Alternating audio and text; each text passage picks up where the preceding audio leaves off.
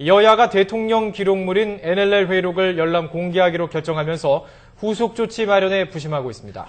이런 가운데 국회는 오늘부터 가계부채 청문회와 공공의료 국정조사 활동을 본격적으로 시작합니다. 국회 취재기자 연결합니다. 김웅래 기자. 네, 국회입니다. 네, 이제 NLL 회의록 열람 절차가 진행이 될 텐데요. 여야 어떻게 움직이고 있습니까?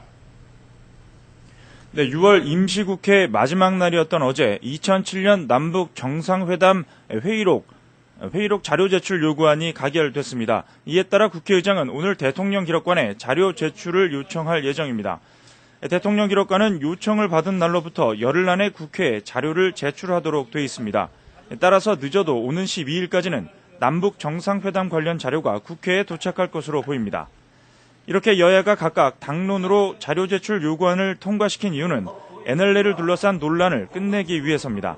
하지만 논란이 끝나기는커녕 오히려 또 다른 불씨가 될 것이라는 우려가 많습니다. 현행법은 대통령 지정 기록물의 경우 최소 범위에서 열람만을 허용하고 있습니다. 때문에 여야는 누가 어떤 자료를 어디까지 열람할지를 결정해야 하는데 이 과정에서 신경전이 불가피해 보입니다. 문제는 자료 열람 뒤입니다. 자료 제출 요구안에는 회의록 공개도 포함됐지만 회의록 내용의 외부 유출은 엄연히 금지되어 있기 때문입니다. 이에 따라 여야는 각각 잠시 뒤 회의를 열어 이 같은 문제들을 해결할 수 있는 방안을 논의합니다. 특히 어제 본회의 의결 직후 국가기록원이 자료 공개는 법적으로 불가능하다는 뜻을 분명히 밝힌 만큼 공개 여부와 방식 등에 대한 논의가 집중적으로 이뤄질 것으로 보입니다. 국회의원의 면책 특권이 적용되는 상임위 논의 과정에서 내용이 유출되더라도 여야 모두 비밀 누설 금지라는 현행법을 위반했다는 비판을 받을 수 있기 때문입니다.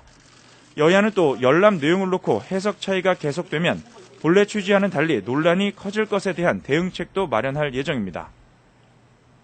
네, 6월 임시국회는 끝났지만 국회는 여전히 바쁘게 돌아가는 것 같습니다. 오늘 청문회와 국정조사가 예정돼 있죠?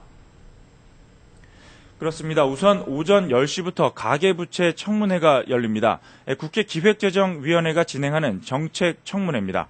오늘 청문회는 여야 원내 지도부가 6월 임시국회 의제를 합의하는 과정에서 1,000조 원에 육박하는 가계부채 문제의 해법을 모색한다는 차원에서 마련됐습니다. 기재위는 국회에 출석한 기관 증인들과 금융권 관계자 등을 상대로 경제부처의 가계부채 해소 대책과 금융감독 당국의 감독 부실 문제, 금융회사들의 대출 경쟁 실태 등을 집중 추궁할 것으로 보입니다.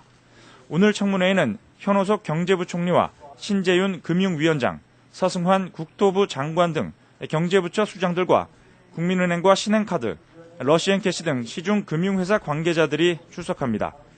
가계부채 청문회와 같은 시각에 공공의료 국정조사도 진행됩니다. 오늘은 국정조사 특위 활동 이후 첫 기관 보고가 예정돼 있습니다.